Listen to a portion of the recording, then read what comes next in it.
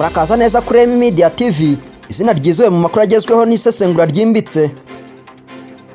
Agaseke k'amakuru katugapfundurire muri Leta Zunze Ubumwe za Amerika.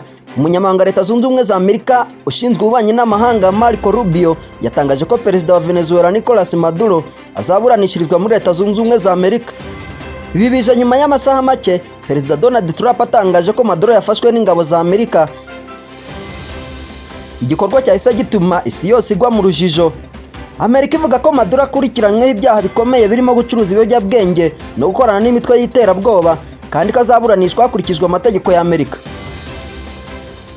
Vice Perezida wa Venezuela Delcy Rodriguez yatangaje ko leta ya Venezuela itaza aho Amerika yajyanye Perezida Maduro n'umugore we Sila Flores yamaganye ibi bikorwa, abyita gushimuta no kwivanga mu miyoborere y'igihugu cyigenga.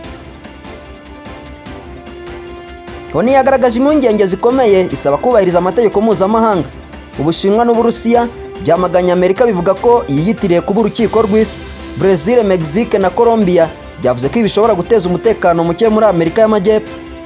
Ubumwe bw'Uburayi busaba ibiganiro n'amahoro aho gukoresha ingufu.